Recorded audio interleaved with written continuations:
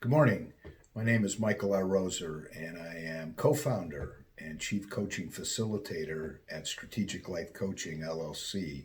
Please visit us for this video and others at our website, abundantlifeslc.com. And I wanted to talk this morning. It's the last in a series that I've done on amends, and I talked about amend being different than saying I'm sorry, and the second video was on living amends and how important those are to stay committed to living in a different way. This particular video, I wanted to talk about those two challenges that can sometimes appear when you are trying to change your thoughts and therefore your actions and behaviors, and how other people potentially are going to receive those. And there is a strong caution here. Because there's a trust factor also involved in the person that you're going back to make an amend for something and some harm that you did to them in the past.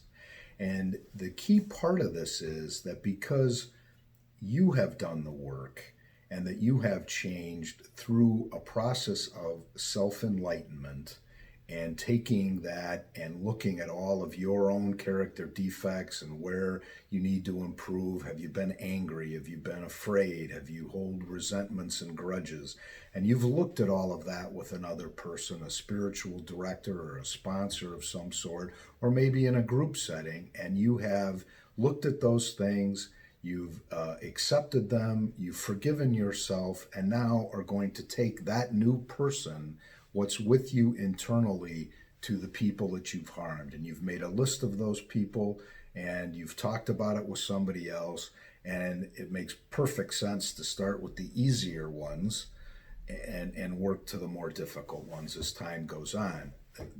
That's important for a lot of reasons, but the more you do this and the more you accept who you were and who you don't want to be anymore, and the more times you make amends to people and the more days that go by that you live this way, the better you are spiritually and the stronger you are, frankly, to face people who aren't going to believe that you have changed and don't frankly want to know that you have changed, because then they have to look at themselves internally.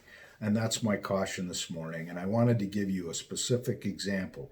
Somebody that I care for deeply, and we drifted apart as time went on.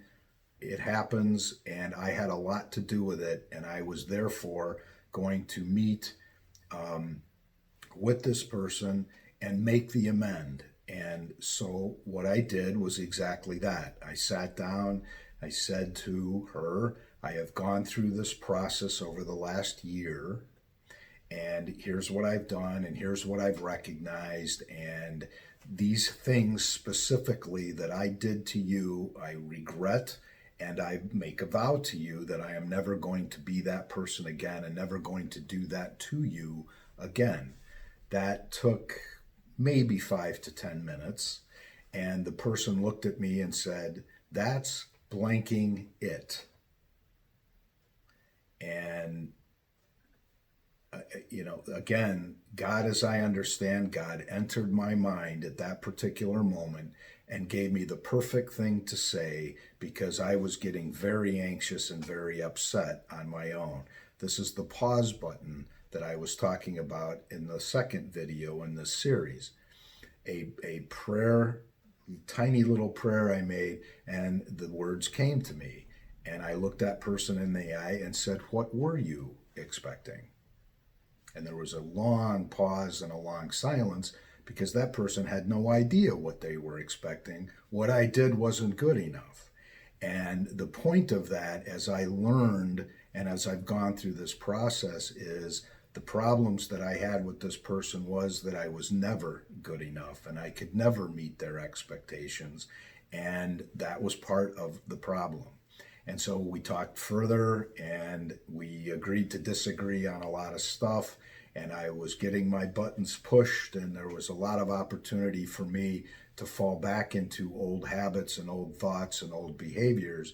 And I simply didn't do that, because I believe that I had changed, and I was making that known to her and what she did with it was going to be what she did with it. I could not control that. And there was a tremendous sense of peace that I was doing what I needed to do.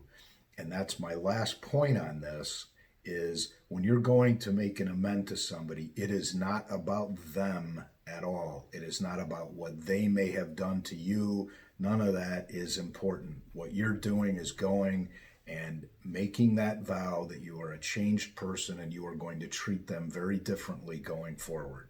The rest of it is up to them. And I also said in another video that my longtime assistant said to me, and it was great, and I'll end here, is I can't, Mike, forget what you did to me in the past, but I certainly can forgive you. And as I said in that first amends video, I couldn't ask for anything more than that. And so continue on the process. Each day you have to stay committed to this and committing this way of life, those living amends. That's very important. I believe the job's never done because you and I are constantly wanting to be better ourselves. Hope that helps. I hope you enjoyed the series. Look at it at abundantlifeslc.com. Take care now. Bye-bye.